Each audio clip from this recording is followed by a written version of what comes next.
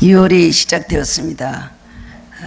6월은 아름다운 실록으로 여름의 문을 여는 6월인데요. 푸르름과 모든 태양이 굉장히 밝은 달이 특별히 6월입니다. 근데 6월은 교회력으로 보면은 성령 강림의 달입니다. 예수님 부활하신 지 40일 만에 승천하시고 열흘 있다 오순절날에 그들이 성령 받았죠. 올해 4월 12일 날이 부활절이었습니다. 그러면 5월 22일 날이 예수님 승천하신 주일이고요. 열흘이면은 6월 초죠. 6월은 성령 강림의 달입니다. 모든 사람들에게 새 힘을 주시고 다시 한번 새롭게 하시고 회복시키시는 달이 6월이거든요. 우리 하늘교회가 올해는 코로나 때문에 이렇게 예배를 잘 원활하게 드리지 못합니다만은 매해 6월이면 저희들이 성령 충만을 위해서 기도를 많이 했습니다. 그리고 또 우리 중보기도팀 목요일 날마다 모여서 성령 충만하도록 열심히 기도하고 7주간을 6월달은 교회력으로 7주간을 성령 강림, 성령 충만을 위해서 기도하는 달 6월이었는데 올해는 여러분 마음으로 아멘 하시기 바랍니다. 오늘 성령이 강하게 역사하시는 것을 예배당에 앉으면 항상 이렇게 느끼게 됩니다. 이 세상에는 힘이 많이 있습니다. 여러 종류의 힘이 있죠. 지식의 힘이 있습니다. 물질의 힘이 있습니다. 명예와 권세의 힘이 있습니다. 그리고 또 인기의 힘이 있습니다. 인기의 힘이 대단합니다. 또한 폭넓은 인맥의 힘과 그 다음엔 체력의 힘이 있습니다. 다 필요한 힘입니다. 우리는 이것들 모두 다 갖기를 원합니다. 그러나 진짜 힘은 무슨 힘일까요? 하나님 주신 힘이 진짜인 것입니다. 세상을 바꾸는 진정한 힘은 성령의 힘입니다. 성경은 힘을 말할 때 두 단어를 씁니다. 우리 개역개정에는 아니는 번역이 됐으나 한국말 단어는 아니고 아온이라는 말과 하지크라는 두 가지의 힘으로 성경은 표현을 하고 있습니다. 아온은 육체적인 힘을 말하는 것이고 하지크는 하나님께 주신 영적인 힘을 말하는 것입니다. 골리앗은 대단한 힘을 가지고 있었던 사람입니다. 육체적인 힘이죠. 머리에는 노트구를 쓰고 그리고 몸에는 아주 굉장히 무거운 갑옷을 입었습니다. 그리고 손에는 창을 가졌는데 철 600세겔이나 되는 엄청 부채살 같은 그런 큰 창을 들고 있었다 그랬습니다. 또 삼손도 힘이 굉장히 센 사람이었습니다. 나귀턱뼈로 수많은 블레셋 사람들을 죽이고 나중에 그 힘을 잃어버리고 머리털을 잘리고 눈을 뽑혀갖고 잡혀갔는데요. 블레셋 사람들 3,000명 모인 곳에서 하나님께 기도했습니다. 하나님, 마지막으로 내가 그래도 이 남은 힘을 가지고 하나님 이 블레셋 사람을 내가 다 죽이게 해달라고, 그리고 나도 함께 죽겠습니다. 기도를 하고 힘을 떨치고 일어났는데 두 기둥을 붙잡고 움직였더니 거기 있는 3,000명 블레셋 사람하고 다 같이 죽었습니다. 힘이 얼마나 셉니까? 이 골리앗이나 삼손이 가졌던 힘은 뭘 말하죠? 이것은 바로 아온이라는 것입니다. 여러분 매일 운동하세요? 아온의 힘을 기르려고 매일 열심히 그냥 헬스하시고 매일매일 달리기 하시고 열심히 하시고 이거 굉장히 필요합니다. 그러나 더 중요한 것은 하자크입니다. 이 힘은 하나님이 주신 힘입니다. 시편 18편 1절에서 나의 힘이 되신 여호와여 내가 주를 사랑하나이다. 또한 시편 28편 7절에서 여호와는 나의 힘과 나의 방패시니 내 마음이 저를 의지하여 도움을 얻었도다 할 때 힘이 바로 하자크인 것입니다. 다윗은 시편에 힘이라는 말을 쓸 때 다 하자크라는 표현을 했습니다. 하나님께서 주신 힘만이 나의 힘이다라는 것을 그가 믿음으로 고백한 것이죠. 세상에 강한 것도 언젠가는 사라집니다. 화려한 것, 아름다운 것도 언젠가는 다 사라지게 돼 있지만 끝까지 남는 것은 무엇일까요? 하나님의 힘, 하자크인 것입니다. 그 힘이 어디서 나옵니까? 성령에서 나온다는 것입니다. 오늘 말씀에도 이 힘을 받고 일어선 사람이 있었는데 그 사람 이름이 누구요? 기드온입니다. 사사 기드온. 때는 이스라엘의 사사시대였습니다. 사사시대는 이스라엘 백성의 가나안에 정착하고 적들과 싸운 한 200년간의 시기를 말합니다. 하나님과의 모든 영적 관계가 다 끊어지고 너무나 암울하고 어두운 그런 시대, 그리고 국가적으로 너무나 힘이 없었던 그런 시대였습니다.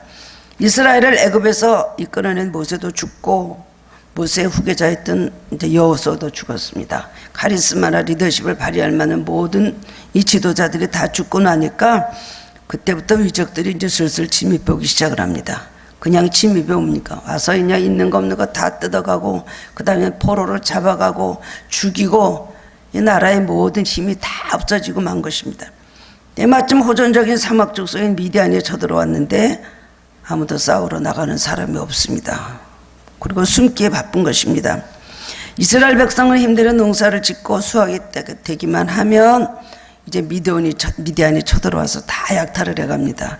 양과 소까지 다 뺏어가고 그 다음에는 그것도 모자라서 아말렉이 쳐들어오고 그 다음에 동방 사람 메뚜기 수단과 같은 그런 엄청난 많은 사람들이 미디안과 같이 연합군으로 그 다음에는 습격을 해와서 파종 때만 되면 수확 때만 되면 기쁨을 누려야 되는데 하나도 그것을 기쁨을 누리지 다 빼앗겨가고 마는 것입니다. 이런 상황이 우리 현실적으로 한국에도 일어날 때가 있기 때문에 가끔 굉장히 두려운 생각이 납니다. 우리가 이렇게 건설해놓은 이 모든 나라의 모든 축복이 뭐 중국 사람들이 뭐 어디 땅 다 완전히 뭐 사들였다. 어떤 기업은 뭐 배후에는 어떤 미국의 어떤 기업이 그것을 사실은 소유주다 뭐 이런 말을 들을 때요 얼마나 마음이 두려워지는지 몰라요. 노력을 하고 뺏어가는 사람들은 딸이 있다는 것입니다.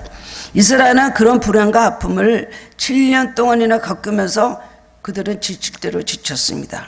그 이유가 무엇인가? 사사기 6장 1절에 보면 이스라엘 백성이 하나님 앞에 악을 행하였기 때문에 하나님께서 7년 동안 그들을 미디안 손에 놔둬서 고통을 겪게 했다고 그랬습니다. 그 뒤에 또 이스라엘 백성이 잘못한 하나님의 마음을 굉장히 아프게 했던 그런 죄악이 있었던 것을 알 수가 있습니다. 그들의 삶은 수고에도 결실이 없는 삶이었고 그들은 자신들의 모든 터전을 잃어버렸습니다. 그리고 어떻게 했냐면 산에 가서 굴을 파고 웅덩이를 파고 그 안에서 산성을 만들고 그 안에서 숨어 있었다는 겁니다. 얼마나 두렵고 얼마나 불안한 그런 모습입니까? 이스라엘 백성은 미디안에게 약탈을 당해서 너무 궁핍해졌습니다. 먹을 것이 하나도 없습니다. 그때 비로소 하나님 앞에 부르짖기 시작했습니다. 하나님께서 그들의 부르짖음을 들으시고 구원의 손길을 펴셨습니다. 이때 하나님이 대표로 지도자로 부른 사람이 바로 기드온이었습니다. 그의 신분은 농부였습니다. 정말 보잘것없고 그 다음에 이름은 기드온이라는 이름은 자른다, 대결한다, 싸운다 이런 뜻을 가지고 있어요. 근데 이 사람은 도저히 싸울 수 있는 사람이 되지 못했습니다.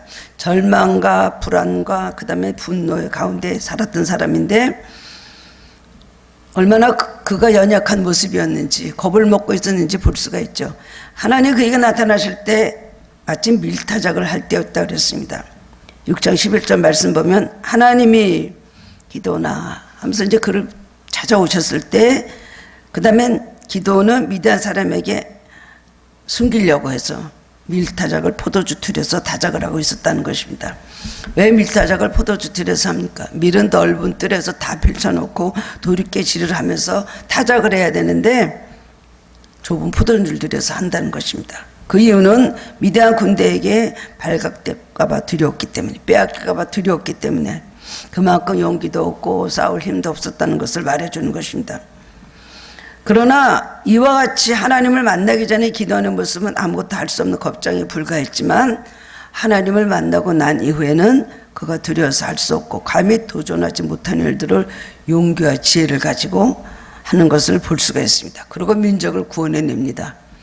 우리 6장, 7장, 8장까지 읽어보면 아, 기드온이 이렇게 변했구나. 이스라엘은 놀라운 위대한 승리를 거두었구나. 그 힘이 어디서 나왔기 때문입니까? 하나님으로부터 나왔기 때문인 것입니다.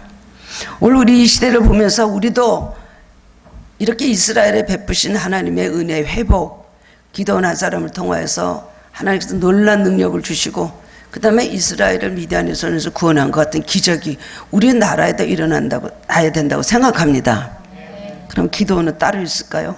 우리들이 다 기도원이 돼야 되겠죠.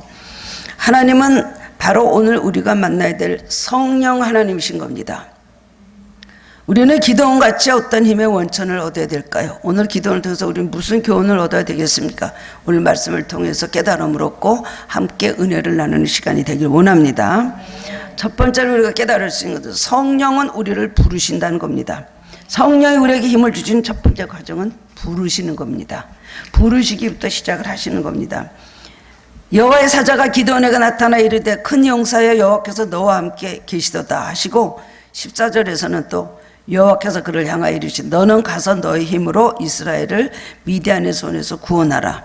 내가 너를 보낸 것이 아니냐 라고 합니다. 큰 용사여라는 말은 사실은 기드온에게는 전혀 어울리지 않는 호칭입니다. 스스로도 그렇게 느끼고 남이 봐도 기드온이 무슨 큰 용사야. 미디안 군대와 대항해서 싸울 수 있는 그런 사람이 되지는 못합니다. 근데 하나님은 큰 용사여라고 부르십니다. 하나님은 어떤 하나님이세요? 하나님은 없는 것을 있는 것 같이 부르시고 또 미리 부르시는 하나님이십니다. 여러분 지금 우리들은 이겨놓고 싸우는 사람들입니다.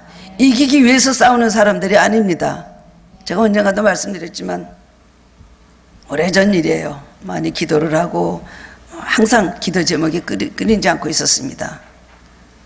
그러면서 항상 내 입으로 외치기는 하나님 승리할 것을 믿습니다.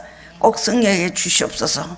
그날도 어디 저기 외대 앞인가 갔다 올 일이 있어서 전철을 타고 1시간 반 전으로 계속 이제 전철을 타고 오면서 그 다음엔 자리가 없어서 서 있었습니다. 서서 그걸 붙잡고 계속 기도를 합니다.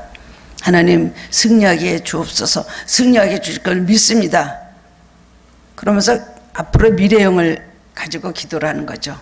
분명히 승리할 것입니다. 하는 많죠. 승리라는 말을 이용을 해서 많은 그런 말을 하고 있었는데 내릴 때쯤 됐는데 큰 소리로 내게 음성이 들렸습니다. 너는 승리하였다. 그러면 전철에서 승리했다는 건가? 전철에서 이렇게 붙잡고 기도해서 승리했다는 거 그게 아니에요. 일을 시작할 때 우리가 모든 걸 계획할 때 아니 우리가 모를 때도 하나님 우리에게 오셔서 미리 일을 시작하시고 이미 승리를 우리에게 주셨다는 겁니다. 그러니까 없는 것을 있는 것 같이 부르시는 하나님. 아브라함이 창세기 12장에서 갈대우르에서 불러낼 때 너는 복이 될지라.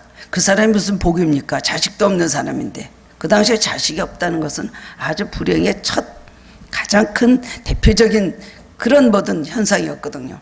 그러니까 저 자식도 없는데 너는 복이 될지라. 내 자손을 주리라. 땅을 주리라. 너를 민족을 이루어서 너를 복을 주. 아브라함이 그걸 믿었어요. 믿든지 못 얻든지 간에 무조건 순종을 해서 떠나왔는데 하나님이 이미 그를 복이라고 부르셨어요. 오늘도 우리는 그렇습니다. 하나님은 없는 것을 있는 것 같이 부르시는 하나님. 우리는 아직 이루어지지도 않고 이루어질 걸 믿지도 못하고 너무나 연약하고 부족한 우리지만은 하나님은 이미 우리에게 큰 용사여라고 부르신다는 겁니다. 오늘 이 말씀을 가지고 여러분 힘을 얻으시기 바랍니다. 큰 용사라는 말은 무엇이든지 맡기만 주면 감당할 만한 능력 있는 용사를 뜻하는 말입니다. 이 용사라는 단어는 룻기 2장 1절에서 나옵니다. 같은 뜻으로 사용되고 있는데요. 유력한 자 보아스라는 말이 있습니다. 보아스는 룻의 남편이죠. 두 번째 재혼해서 만난 남편이 바로 보아스입니다. 이 보아스는 그 시어머니 나오미의 남편 친족 중에 바로 유력한 자라고 기록하고 있고 그 다음엔 룻과 결혼을 할 그런 서열에 있는 그런 사람이었습니다. 룻은 보아스 결혼하고 보아스는 다윗의 조상이 되었습니다. 그런데 유력한 자, 재산과 덕망과 그 다음에 세력을 겸비한 사람, 그것이 바로 큰 용사라는 뜻과 같은 뜻이거든요. 근데 하나님께서 그에게 맡겨주신 그 일을 능히 감당할 능력 있는 사람이라는 뜻이었습니다.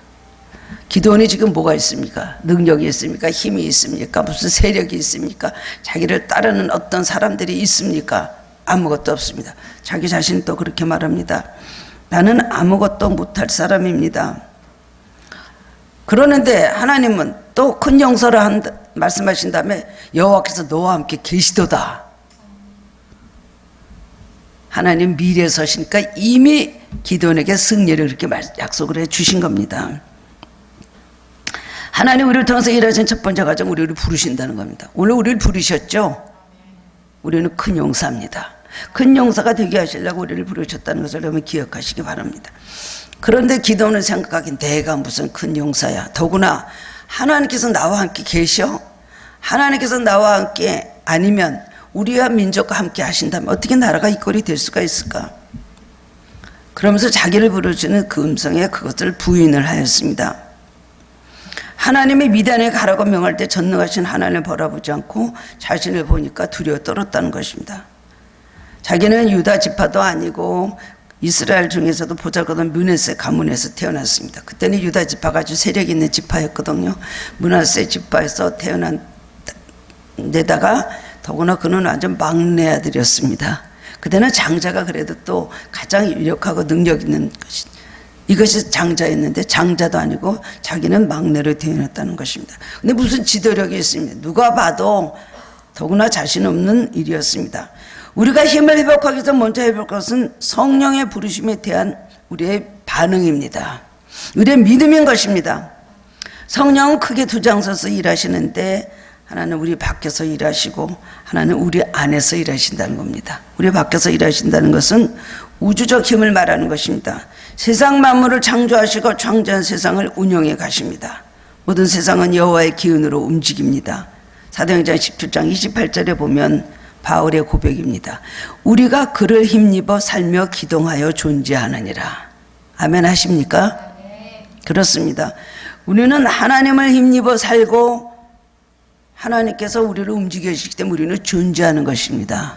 오늘 있는 우리의 생명도 그냥 하나님께서 부르시면 우리는 흙으로 돌아가는 것이고 마른 풀같이 되는 것이 인간의 존재인 것입니다. 하나님을 창조하시고 운영하시고 섭리하시고 이것이 우주 안에서 행하시는 성령의 역사인 것입니다. 그러나 동시에 그 성령은 우리 안에서 일하십니다. 우리 안에서 일하시는 성령, 우리를 구원하시고 예수 그리스도도 닮아가게 하시는 영입니다. 우리를 구원하시고 성화시킬 때 가장 먼저 하시는 일이 우리를 부르시는 것입니다. 여러분은 언제 주님의 음성을 들으셨습니까? 나는 못 들었는데요. 언제 자다가 들었나?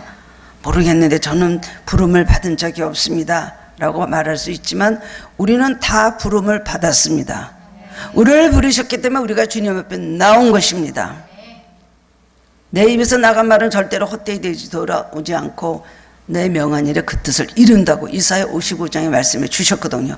우리를 부르시고 우리를 주님 앞으로 이끌으셨기 때문에 오늘 우리가 크리스찬이 되었고 주님 전에 나서 오늘도 예배를 드리는 것입니다. 성령을 통해서 우리를 구원하실 때 반드시 순서가 있습니다.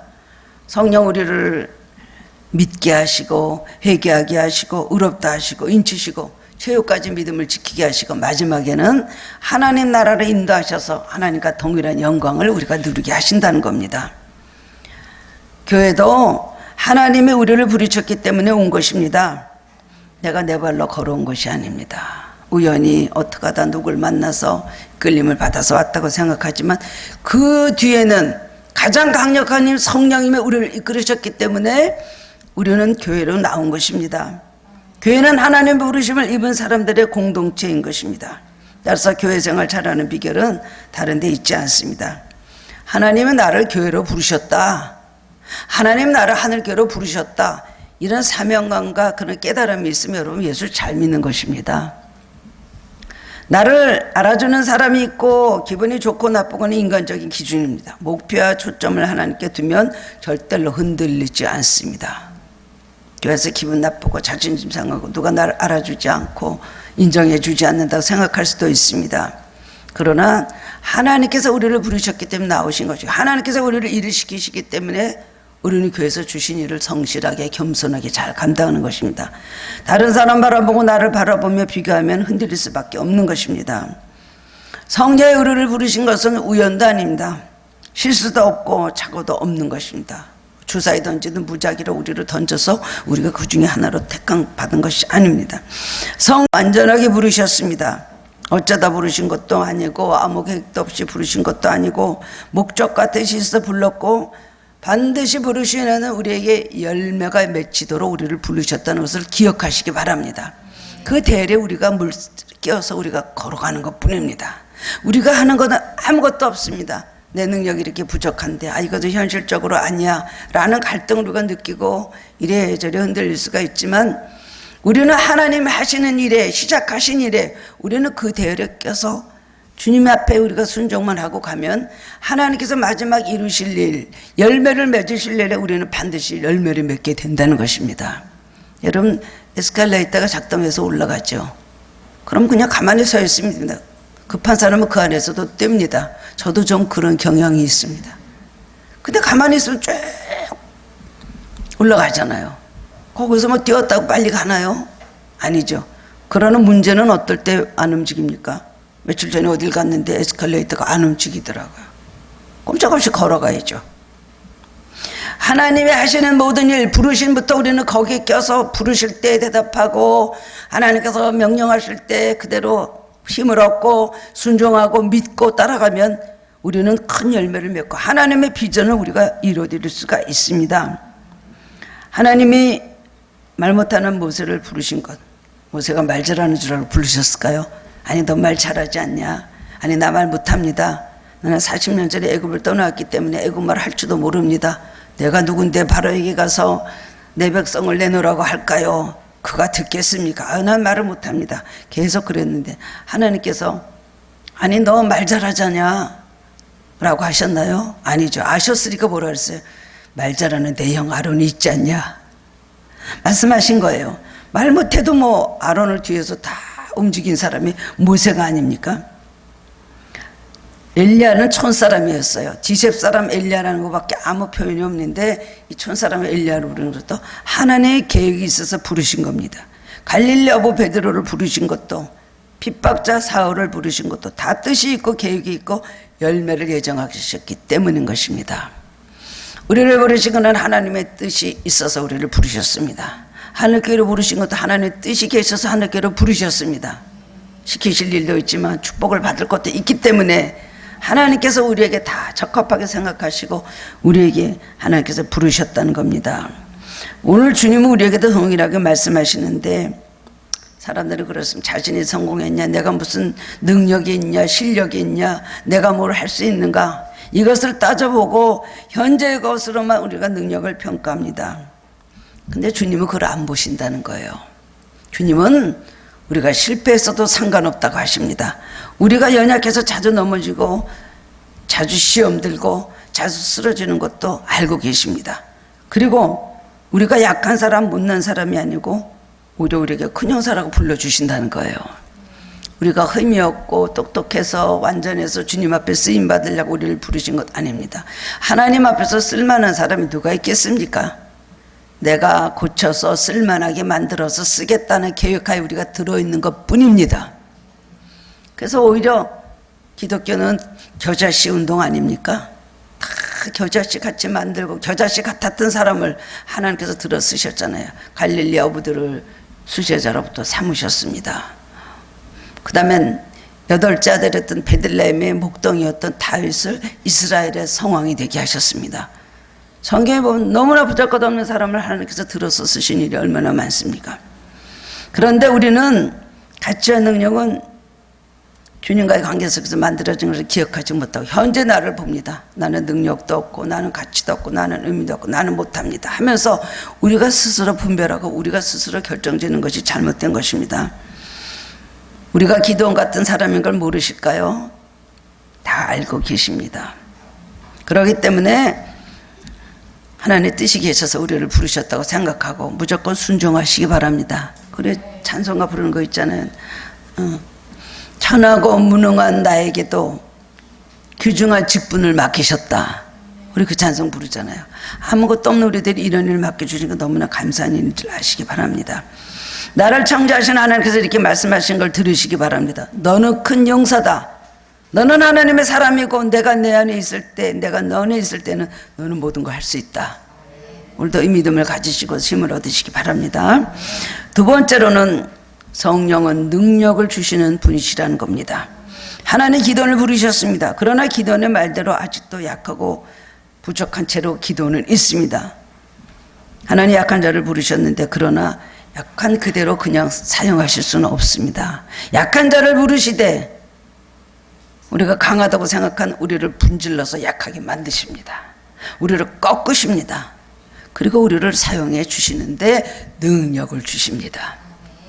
사도 바울의 말과 같이 이 보배를 질그릇에 가졌으니 1년 능력의 힘이 큰 것이 하나님께만 있고 우리에게 있지 아니함을 알게 하심이라 그랬어요.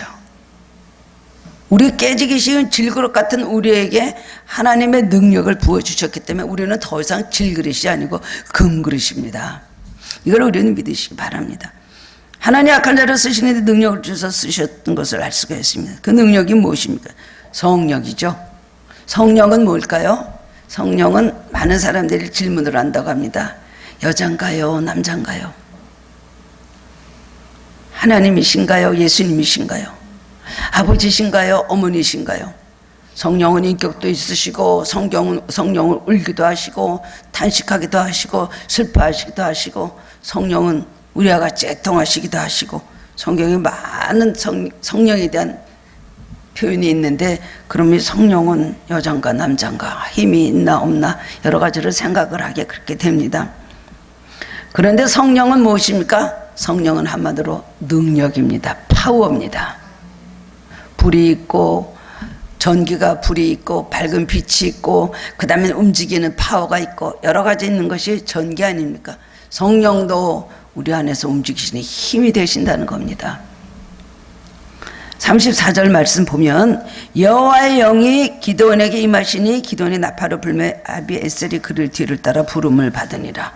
여호와의 영은 뭐죠? 성령이죠. 홀리 스피릿입니다. 거룩한 하나님의 영.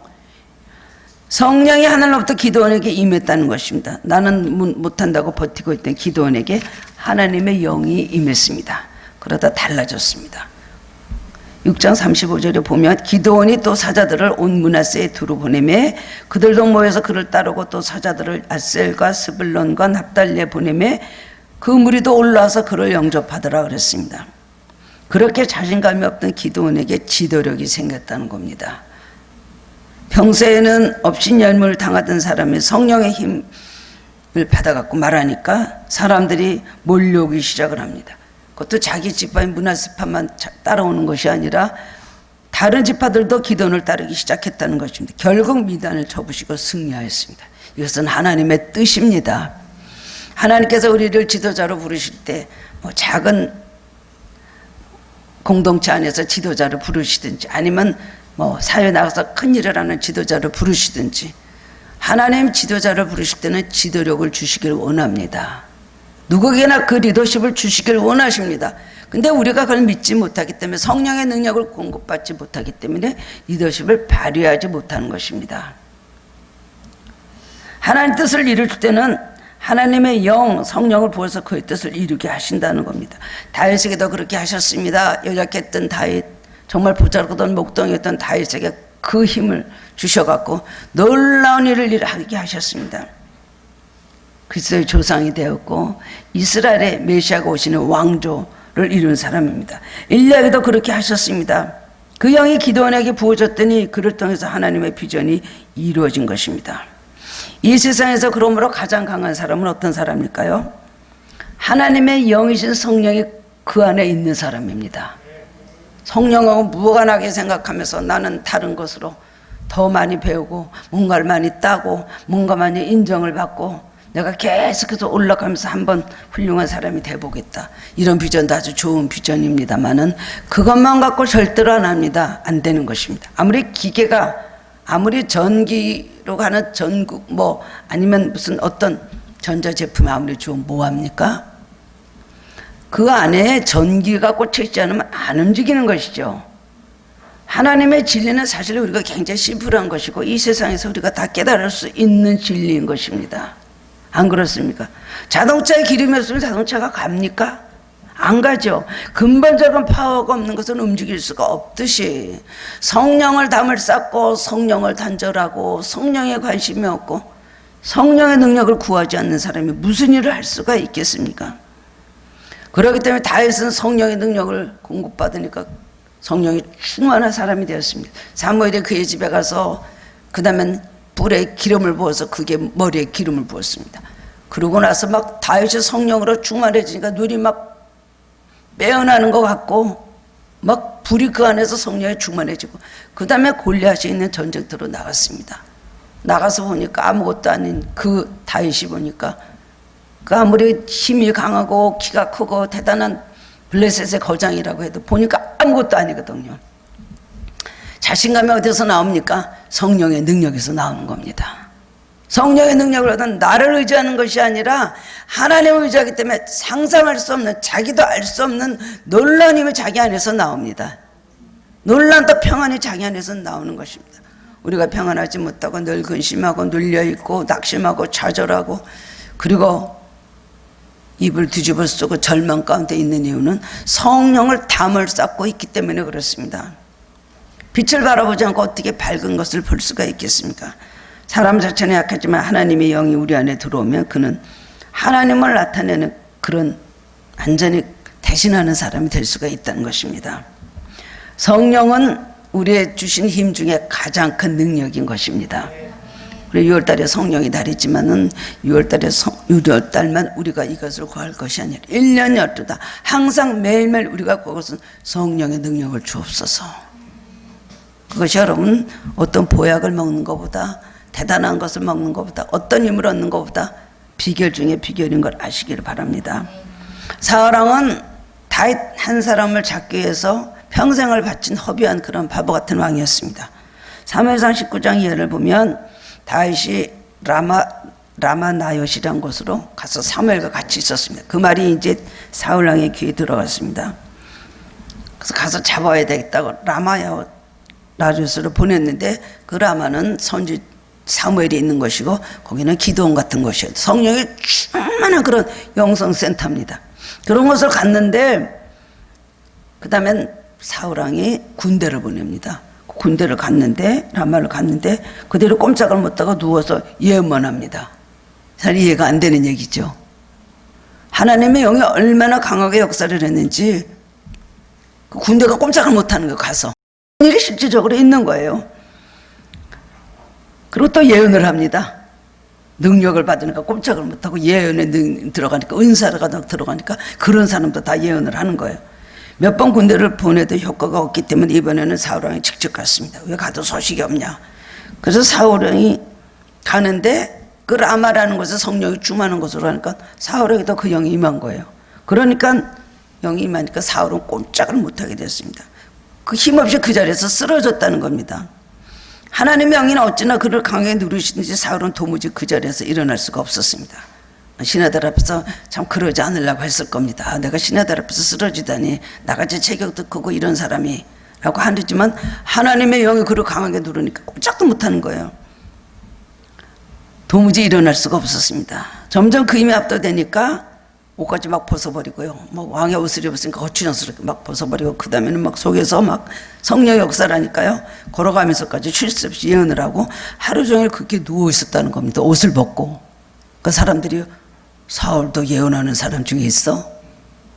저런 게 다 예언을 했다는 것 아닙니까? 성령의 신비는 이런 것입니다. 말로 형용할 수 없는 일들이 일어나는 것입니다. 제가 미국에 어떤 영성센터가 있었는데요. 굉장히 성령 역사하는 것, 한 10년 그 전에 일이었습니다. 근데 미국에 계신 분들이 저한테 오라 그래요. 여기 한국에 계신 친구들도 나한테 거길 가자 그래요. 가면 어떻게 되는데? 건장하다는 거예요. 성령 역사가 어마어마하다는 거예요. 나보고 가자고 해서 그 말을 내가 알아들을 수 있나? 그랬더니 여기 있는 친구가 미국에서 오래 살던 친구 나랑 가면 이 목사 내가 다 통역해 줄게 그러더라고요. 그래서 제가 갈 생각을 안 하고 있었어요. 그때 어떤 시카고에 있는 어떤 사모님이 계셨습니다. 그 사모님하고 어떻게 우연히 알게 돼서 저를 전화하는데 이 목사님 걸리러 오십시오. 어떻게 되는데요? 목사님 같은 분은요 아마 비행기에서 내리자마자부터 길에서부터 펄펄 뛸 겁니다. 그래갖고 비행기에서 내리면서부터 펄펄 뛰고 차 안에서부터 예언하고 그런데요. 근데 전 못 갔습니다. 못 갔어요. 성령 역사면 이런 일이 일어나거든요. 하나님께서 사울왕을 왜 그렇게 하셨냐. 하나님께서 사울왕에게 강한 성령의 빛을 비춰갖고 그를 변화시키려고 했거든요. 그 안에 들어있는 죄와 모든 정과 욕심을 쓰러뜨리기를 원하신 겁니다. 근데 겉은 쓰러졌는데도 속은 쓰러지지 않았어요. 그렇기 때문에 결국은 어떻게 됐습니까? 그냥 악한 왕으로 있다가 블레셋 손에 잡혀갖고 죽고 말았습니다. 성령으로 자가 죽었더라면 블레셋을 이겼을 텐데 성령으로 자신을 죽이지 못하다가 블레셋에게 죽고 말았습니다. 성령은 어떤 분이십니까? 우리를 부르십니다. 우리에게 능력을 주십니다. 우리를 쓰러뜨리시길 원하십니다. 쓰러뜨리고 나면 어때요? 쓰러진 사람은 하나님 앞에 성령으로 쓰러진 사람은 남을 쓰러뜨릴 수 있는 힘을 받습니다. 내가 성령으로 정복이 되면 남을 정복을 시킵니다. 이것이 진짜 능력이 정말 신앙인 것입니다. 기도원 속에 들어가니까 기도원 속에 있었던 두려움, 인간적인 생각이 깨졌습니다. 하나님께 대한 불신앙이 깨졌습니다. 불만도 없어졌습니다. 성령의 기도원을 정복하니까 기도원은 미도원을 완전 정복하는 힘을 받았다는 것입니다. 우리가 성령의 능력을 받으면 모든 것을 변화시키고 정복할 수 있는 능력을 우리가 받게 되는 것입니다. 우리가 이것이 부족하기 때문에 매일매일 우리 영적 싸움에서 승리하지 못하고 있는 건 누구나 다 갖고 있는 안타까움이고 영적 부족함이라고 할 수가 있는 것입니다. 능력을 받으면 내가 먼저 정복당하고 하나님 앞에 순종하고 그리고 그 능력으로 남을 정복하는 복음으로 성령으로 그들을 변화시키는 역사가 우리 주변에서 일어난다는 것입니다. 기도원에게 임했던 능력은 우리에게도 나타나는 것입니다. 우리에게 성령 주원받으라, 너는 성령을 구하라, 성령 안에 있어 약속하신 성령을 받으라, 이 모든 말씀은 하나님께 주신 성령의 능력을 받으라는 것입니다. 그러게 되면 우리는 우리 삶이 내 개인이 변화되고 가정이 변화되고 그리고 우리 모든 교회와 사회, 국가, 전 세계로 우리에게 변화될 수가 있는 것입니다. 우리 안에 성령의 강한 능력이 임하면 우리는 두려움과 불신앙과 의심과 모든 안악함과 하나님 기뻐하지 않는 모든 것들이 다 우리는 그것을 정복할 수가 있는 것입니다. 마지막으로는 성령은 기도를 통해서 역사하는 것입니다. 하나님의 영이 임한 기도는 미디안과 싸움을 해서 용사를 불렀습니다. 모두 32,000명이 나왔어요. 그런데 하나님께서 말씀하셨습니다. 너무 많아. 32,000명이 뭐야? 줄여라. 32,000명이 나와서 아마 전쟁을 해서 이겼으면은 전쟁을 잘해서 사람들이 이스라엘 사람들이 전쟁에 승리했다고 할 것입니다. 하나님의 뜻이 아닙니다. 그다음 10,000명을 돌려보냈습니다. 22,000명을 돌려버리고 10,000명만 남았는데 또 나타나서 말씀하십니다. 아직도 많다, 더 줄여라. 많아요. 아마 옛날 같으면 기도는 이거는 있어야 되지 않습니까? 전쟁을 하면 적어도 이건 있어야 되겠죠 하고 인간적인 숫자를 갖고 굉장히 주장을 했을 것입니다. 기도는 성령의 정복을 당하니까 하나님 말씀 그대로 순종합니다. 두려움 없어지고 의성도 없어지고 여러 가지 모든 불신앙도 없어지니까 하나님 말씀 그대로 믿게 되는 것입니다. 그래서 하루셈이라고 부르는 섬으로 그들을 데리고 갔습니다. 기도원의 사람들에게 물을 마십시오. 이 흐르는 시냇물에 물을 마셔라 말을 합니다.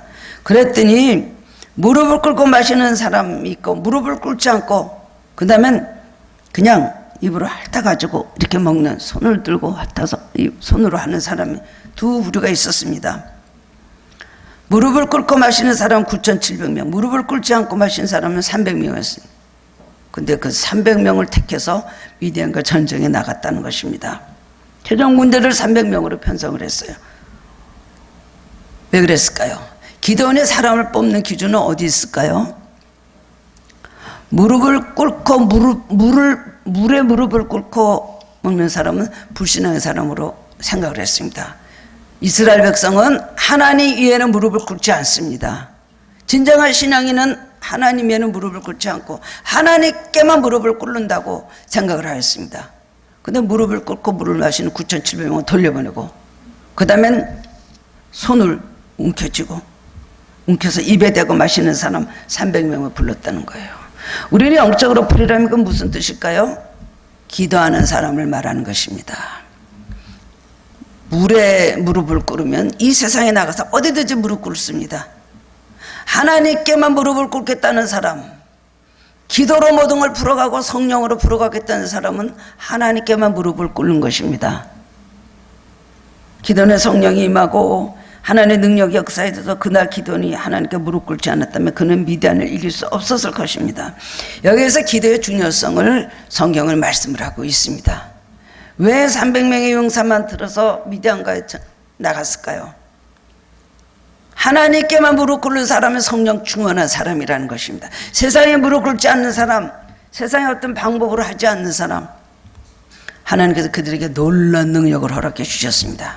그래서 항아리에 횃불을 넣고 그 다음에는 그 항아리를 들고 나갑니다. 전쟁터로 나가는데 무슨 어떤 무기를 가지고 전술을 세우고 나간 것이 아닙니다.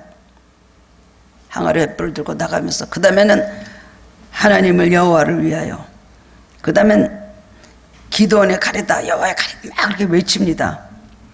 그 다음에 갑자기 나팔을 불면서 그 다음에 그 시간에 손에 뜯은 항아리를 부시니까 그 다음에 부셔서 횃불을 들고 여호와의 칼이요 기도의 칼이요 외칠 때 친구들끼리 자기네끼리 다쳐서 죽였다는 거예요. 12만 대군을 자기네끼리 친구끼리 칼로 쳐갖고 같은 적군끼리 다쳐서 이겼습니다. 아무것도 할 일이 없어요.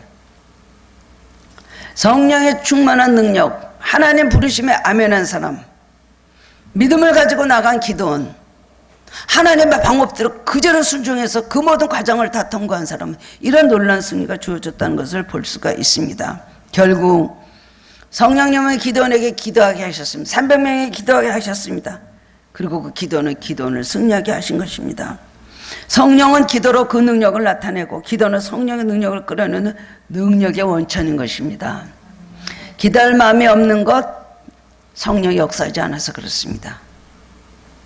성령은 기도형이십니다. 우리를 위해서 말할 수 없는 단식으로 우리를 위해서 간구해 주신 분이십니다. 성령으로 충만하게 역사하기 시작하면 기도할 마음부터 생깁니다. 기도할 생각이 납니다. 기도할 마음이 없다는 것은 성령이 역사하지 않는다는 증거입니다. 기도하고 싶은 마음이 우리 안에 있다는 것은 성령이 계시다는 확실한 증거인 걸 믿으시기 바랍니다.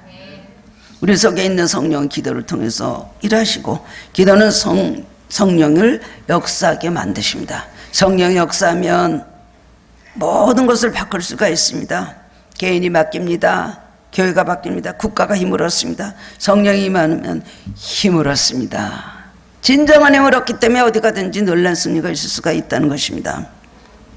기도가 승리의 원천인 걸 믿으시기 바랍니다. 6월 한 달 기도와 찬양과 말씀의 생활로 성령 충만 받아서 새 힘을 얻고 승리하시는 성도님들 되시기를 주님의 이름으로 축원합니다. 사랑해 주는 은혜를 감사합니다. 잘 알고 있는 기도원과 미디안과의 전쟁에서 어떻게 승리했는가 하나님께서 말씀을 해주셨습니다.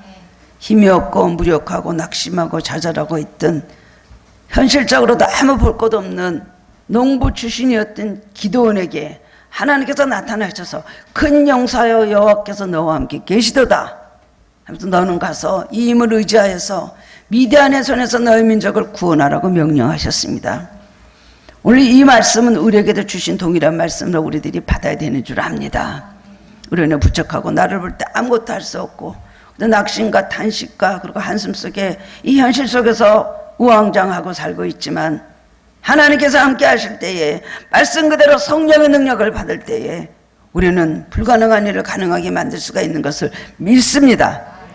현실을 바라보지 않게 하여 주옵소서.